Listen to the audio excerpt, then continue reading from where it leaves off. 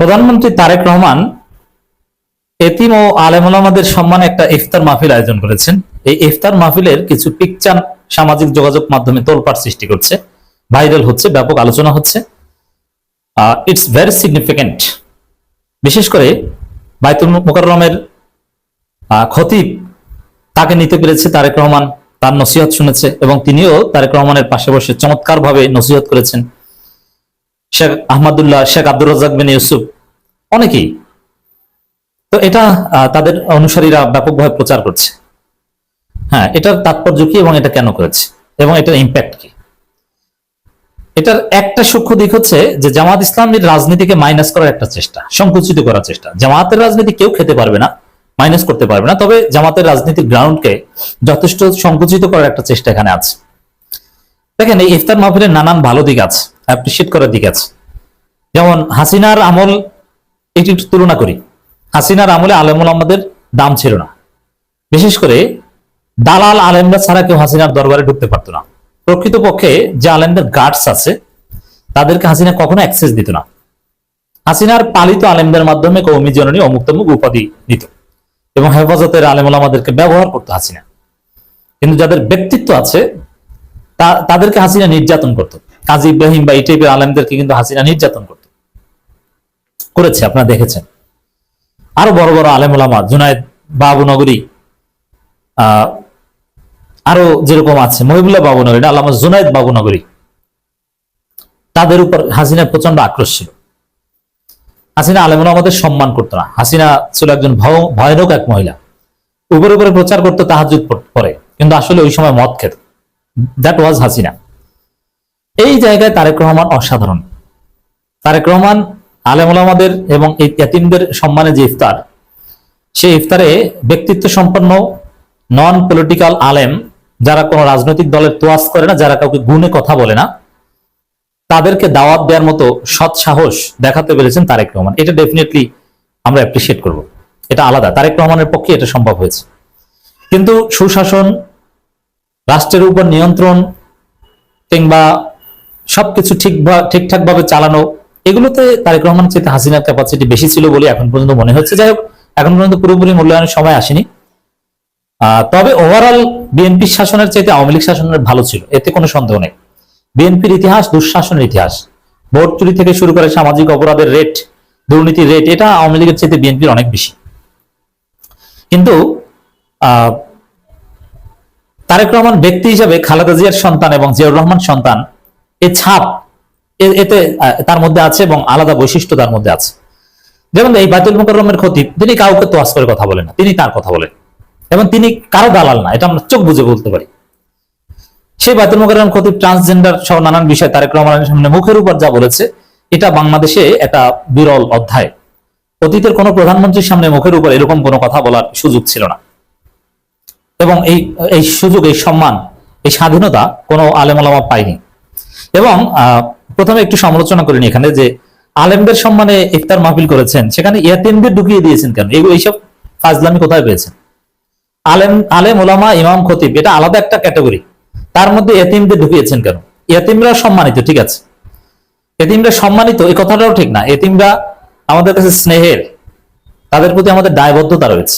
তো এই দুই ক্যাটাগরি এক করা মানে আলেমরা কি এতিম নাকি? নই, এতিম ক্যাটাগরির। এই প্র্যাকটিসটা চেঞ্জ করতে হবে। এখানে কোনো ইল মোটিভ আছে বলে মনে করি না। এমনকি জামাতের প্রোগ্রামও এরকম ঢুকে যায় মাঝে মাঝে, এতিম এবং আলেমদের একত্রে ঢুকে দেয়, একটা কালচার খালেদা জিয়া করতেন। বাট এখান থেকে বেরিয়ে আসা উচিত। এতিম এবং আলেম ওলামা কখনো এক ক্যাটাগরির না, নাম্বার ওয়ান। দ্বিতীয় হচ্ছে, এই ইফতার মাহফিলের সবচেয়ে আকর্ষণীয় যে দিক, শেখ আব্দুর রাজ্জাক বিন ইউসুফ। আমার কাছে সবচেয়ে অ্যাট্রাকটিভ মনে হয়েছে শেখ আব্দুর রাজ্জাক বিন ইউসুফকে। শেখ আব্দুর রাজ্জাক, দেখেন, আমি আহলে হাদিসকে কিন্তু দেখতে পারি না। আমি নিজে আহলে হাদিস ছিলাম, কিন্তু আমি ইউকেতে এবং দেশের পৃথিবীর বিভিন্ন জায়গায় প্রমাণ পেয়েছি আহলে হাদিসটা বেসিক্যালি ইহুদিদের দালাল। এরা ইহুদিদের টাকায় চলে, কিন্তু সব আহলে হাদিস না। আহলে হাদিসের মধ্যে যারা মাতখালি কিছু আছে, জাস্ট ফিকি আহলে হাদিস, নির্ভেজাল। হ্যাঁ, তাদের মানহাজ বা তাদের আকীদা কিংবা তাদের অনেক ফিকের সাথে আমরা একমত না হতে পারি, কিন্তু তারা আসলে ভালো মানুষ। তাদের মধ্যে একজন হচ্ছেন শেখ আব্দুর রাজ্জাক বিন ইউসুফ। তার অনেক বিষয়ের সাথে আমি আপনি একমত না, কিন্তু ব্যক্তি হিসেবে তার যে সততা, পরেশগারিতা, খুলুসিয়াত, একজন নির্ভেজাল মানুষ শেখ আব্দুর রাজ্জাক বিন ইউসুফ, এরকম ভালো মানুষ আমি জীবনে কম দেখেছি। তার সন্তানদেরকে মানুষ বানাতে পেরেছেন এবং তার সন্তান যথেষ্ট স্মার্ট হয়েছে। আব্দুল্লাহ বিন আব্দুর রাজ্জাক দিনেও মাতখালিদের খপ্পরে পড়েছিলেন, সৌদি রাজতন্ত্রের খপ্পর বা এগুলো নিয়ে অনেক বিতর্ক ছিল, কিন্তু তার দৃষ্টিভঙ্গি অনেকটা পরিবর্তন হয়েছে, যথেষ্ট পজিটিভ। যে পড়াশোনা করলে মানুষ পজিটিভ হয়। আব্দুল্লাহ বিন আব্দুর রাজ্জাক পড়াশোনা করেছে, এখন কিন্তু ভালো ভালো কথা বলছে, অসাধারণ। শেখ আব্দুর রাজ্জাক বিন ইউসুফ যুগ যুগ ধরে আহলে হাদিসের পক্ষে দাওয়াতি কাজ করছেন, কিন্তু তার মধ্যে কোনো বিচ্যুতি আমরা দেখিনি। ব্যক্তি জীবনে শেখ আব্দুর রাজ্জাক বিন ইউসুফকে নিয়ে কোনো সমালোচনা নেই, এবং তিনি যেটাকে সঠিক মনে করেন তার উপর তিনি ইস্তেকামত কোনোদিন আপোষ করেন না। বাংলাদেশে আপোষহীন বলতে যদি কেউ থেকে থাকে তাহলে দেখবেন শেখ আব্দুর রাজ্জাক বিন ইউসুফ। আমি তার মতো আপোষহীন কাউকে দেখিনি। যেমন তিনি যেটাকে সুন্নাত মনে করেন, যেটাকে বেদাত মনে করেন, ওটা করবেন না। পৃথিবী উল্টে গেলেও করবেন না, তাকে মেরে ফেললেও করবেন না। যেমন অনেক বড় বড় আলেমকে দেখেছি পরিস্থিতি শিকার হয়ে মিলাদ করেন, শেখ আব্দুর রাজ্জাক বিন ইউসুফ মার খেলেও মিলাদ করবেন না। এবং তিনি যেখানে হাত তুলে দোয়া করা নাজায়েজ মনে করেন সেখানে হাত তুলে দোয়া করবেন না, তাদের প্রধানমন্ত্রী পাশে থাকলেও। সেটাই দেখেছি এখানে যমুনায় তারেক রহমান সহ সবাই হাত তুলে দোয়া করছেন, কিন্তু শেখ আব্দুর রাজ্জাক বিন হাত উঠান নাই। এটা তার গাটস। এবং প্রধানমন্ত্রীকে দেখলে দাঁড়িয়ে যাওয়া কি একটা ভাব, হ্যাঁ প্রধানমন্ত্রী প্রধানমন্ত্রী কত কিছু, কিন্তু না, শেখ আব্দুর রাজ্জাক বিন ইউসুফ চেয়ার থেকে দাঁড়ান নাই, বরং প্রধানমন্ত্রী শেখ আব্দুর রাজ্জাক বিন ইউসুফের কাছে এসেছে। শেখ আব্দুর রাজ্জাক বিন ইউসুফ প্রধানমন্ত্রীর মাথায় হাত বুলিয়ে দোয়া করে দিয়েছে এবং আঙ্গুল উঁচিয়ে নজিহাত করেছেন, যেটা আলেমের গাটস। এরকম ব্যক্তিত্ব সম্পন্ন আলেম আমি মনে করি শেখ আব্দুর রাজ্জাক বিন ইউসুফের অনুসারী আমি বা আপনি নই, কিন্তু তিনি ইতিহাস কিংবদন্তি তুল্য মহাপুরুষ। তাকে পরবর্তী প্রজন্ম স্টাডি করবে। প্রধানমন্ত্রী হোক আর জাতিসংঘের মহাসচিব হোক, শেখ আব্দুর রাজ্জাক বিন ইউসুফ তার যে দৃষ্টিভঙ্গি এটা পরিবর্তন করবেন না, কখনো করেননি। তিনি যে দেশেই যান না কেন তার ড্রেস আপ জাকির নায়কের সাথে সাক্ষাৎ হোক আর প্রধানমন্ত্রীর সাথে সাক্ষাৎ হোক, তিনি ব্যক্তি একই। আমি সত্যি ইমপ্রেসড এই লোকের প্রতি। তো দর্শক, নির্ভেজাল নিরহংকারী একজন ব্যক্তি শেখ আব্দুর রাজ্জাক বিন ইউসুফ জীবন নসিহত করেছেন, এটা সত্যি অসাধারণ। এবার আসেন মূল আলোচনায়। এই ইফতার মাহফিলের সৌন্দর্য তো বললাম, কিন্তু এই যে আলেমদেরকে এত সম্মান দেয়া, এটার একটা মোটিভ আছে। এটা ভালো কাজ, ওভারঅল ভালো কাজ, definitely we should appreciate it.